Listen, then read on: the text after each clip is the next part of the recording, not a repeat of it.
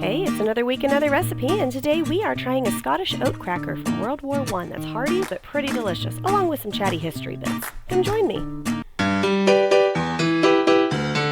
Hey everyone, welcome back to my kitchen. My name is Courtney Morris, and I cook history's forgotten recipes out of random cookbooks I find, sometimes websites, and sometimes submissions from you guys, which is always fun. I've got a few in the works that are coming here, hopefully in the next couple months.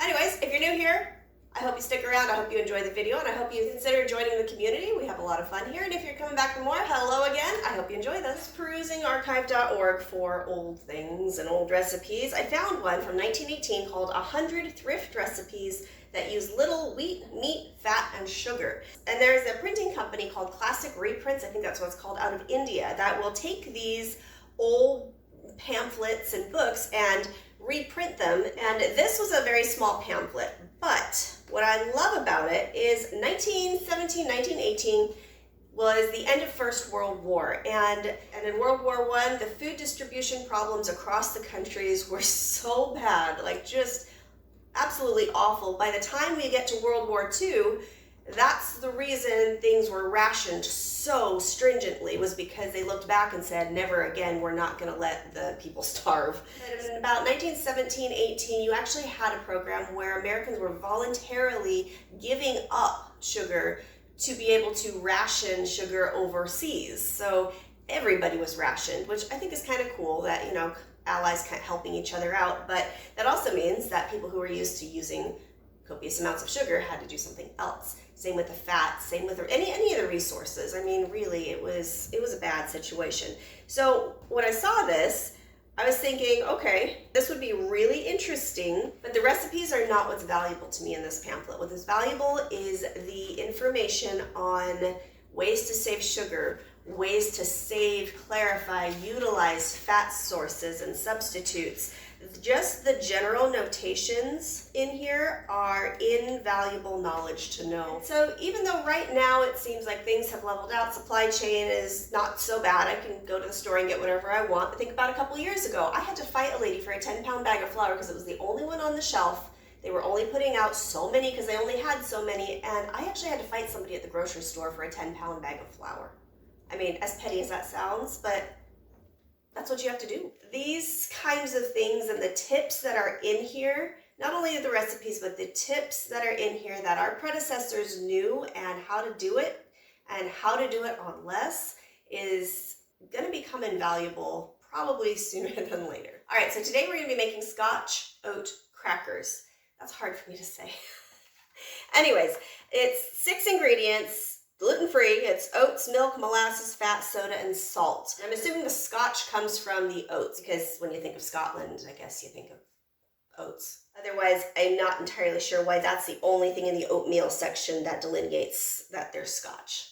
Okay, so first we need 2 cupfuls of rolled oats, and it says to grind in a food chopper or crush the oats and mix with the other materials. So normally I like to be as historically accurate as I can, but since it does say that I can have a food chopper available, since that was something that was available back then, I'm going to use my little food processor. So I am going to grind up 2 cups of oats.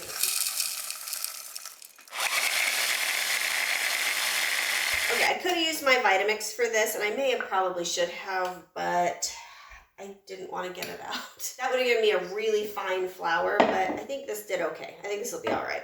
So I'm going to stick that in my bowl. 1/4 cup of milk. So for molasses, I am going to use a 1/4 cup as well. I'm using full flavor because that's kind of what I have. You can use the mild flavor if you want. It's just the full flavor is just a bit more robust, a little more bitter. Okay, and then 1.5 tablespoons of fat. Now, it does not say what kind of fat. You could use any oils, tallow, lard, butter, any kind, as long as there's a fat. And one thing that I love about this pamphlet is it does go into all the different kinds of fats.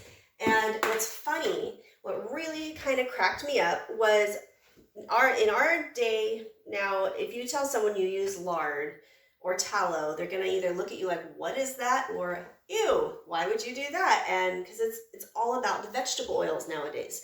Back then, but even back in the early 20th century, in this pamphlet, they're saying, try getting used to vegetable oils, because bacon fat, drippings, lard, tallow, the animal fats were what you used. Oh, and butter. And so it's interesting how that's swapped. I am using lard right now because that's what I have, and I'm going to melt it down into a liquid so it assimilates a little better. And for those of you who have never used animal fat like lard or tallow, yes, there is a small smell to it if it gets heated up without anything added to it. Can you taste it after it's cooked? No, there's no flavor. I've used it in cookies, in muffins, in donuts. It's fantastic for frying and actually gives a really, really rich, good flavor.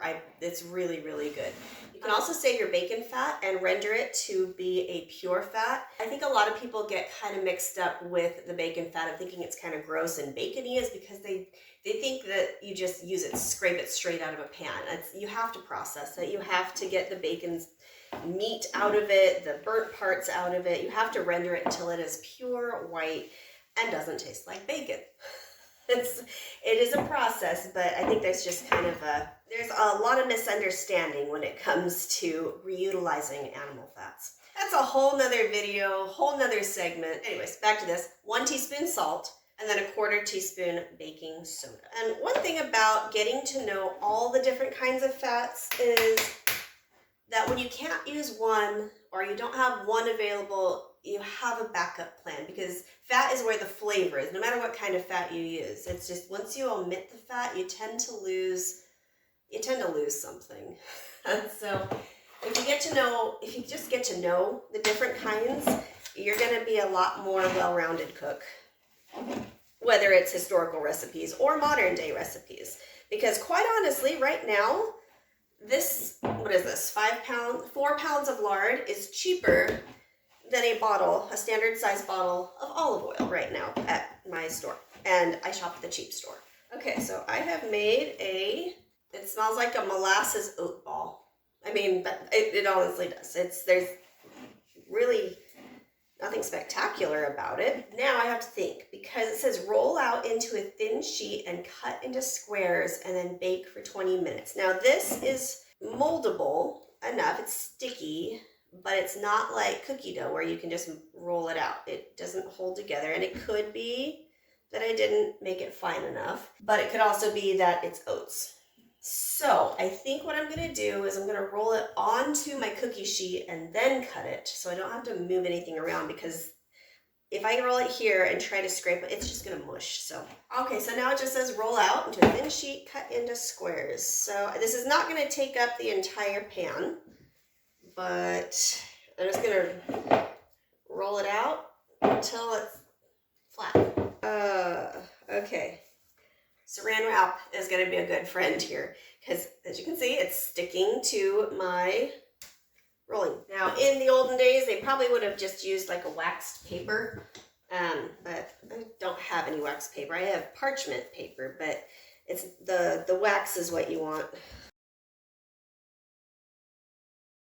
Okay, so now it says to cut it into squares, and I know some of this bunched up there, but I don't want to move anything because it's not gonna work right. So I'm just gonna take a pizza cutter.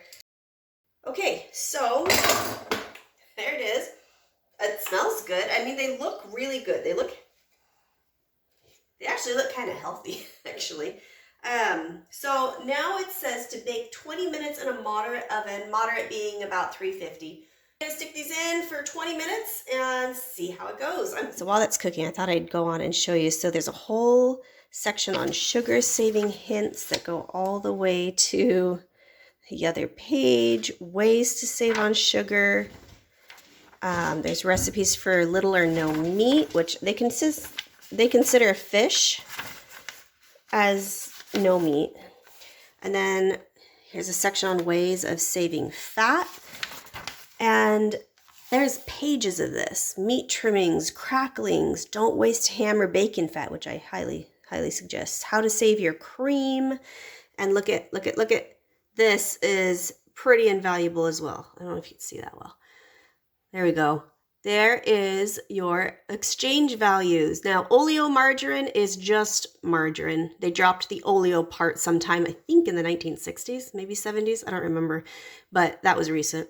But then there's tips on how to omit the butter and save animal fats. And if not butter, then what? And I mean, look at, there's just so much info. And I like these books because then they leave you blank pages for notes. But seriously, check this out. I will leave the link below to this cookbook so you can peruse it online. Okay, while that's cooling off, real quick, I found something interesting in here. We've already established that, 1917, 1918, the whole war, World War I, was a disaster. But the reason that these little wheat, meat, fat, and sugar pamphlets and recipe books were a big thing, and why there's so many notes in it, is in here, there's a section that says, if not butter, what? What do you use? And the first thing is, that is the question we immediately ask after hearing Mr. Hoover's warning, no butter in cooking, use substitutes. Now, Mr. Hoover, if you're American history buff, you'll know Mr. Hoover is Herbert Hoover, who was President of the United States. This was before he was the President of the United States. In World War I, he was the U.S. Food Administration head guy. So he was the one in charge of basically the Ministry of Food, if you will, for America. And he was the one that really kind of was starting this like rationing thing, and seeing the toll that World War I was taking on soldiers and other countries across the globe. That's where he's saying, okay, America, you guys need to pare down what you're using so we can send more over there so we can try to win this war, because everybody's starving now. So it's just a little historical tidbits that I absolutely love, that if you didn't know who Mr. Hoover was, that wouldn't have made any sense to you whatsoever. But okay, these have cooled off now, and this is kind of a testament to how bad I suck at getting things even. So this is my end, thin and a little too toasty, and the next piece is thicker and fine. One day I'll get it. Anyways, they're hard. Like, they don't fall apart. They smell healthy. Kind of like a healthy graham cracker, actually. Let's give it a shot.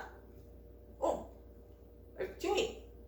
Chewier than I thought they would be, but if I put them in any longer, I would think it would be like crispy like that. Texture-wise, it's kind of weird, because you bite down and it's not crunchy.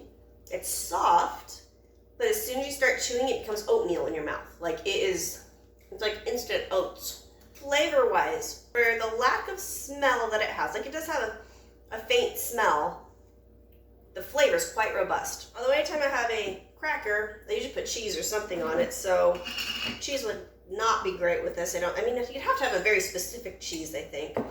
But I'm going to try some plum jam. Oops. Here. I'm going to try some plum butter with it. Not delicious, that's really good. And this is a spiced plum butter, think like Christmas in a jar mixed with molasses. I mean, this with a cup of tea, I could do this. I totally could do this. I'd probably give this about an 8 out of 10 stars, just because operator error of needing to make the middle thinner. But otherwise, I like these. I really do like these. And am I going to sit and be eating these all day? Yes. Will I recommend this? Yes, I do. Thank you so much for sticking with me. I hope you enjoyed the video and the recipe. I hope you try it and tell me about it. I love to hear what you guys do. It really is really fun to hear other people's takes on it. And thank you once again so much for spending a little bit of your time in my corner of the internet. I really hope that you have come to stay. If you hit the subscribe button, join our community. There's more coming. And if you'd like to spend a little more time with me in the kitchen today, go ahead and click this link right here. This one is a fabulous one. I hope you enjoy that one too. Otherwise, I will see you next week with a new historical experiment that I hope is just as good as these. I'll see you next time. See you later.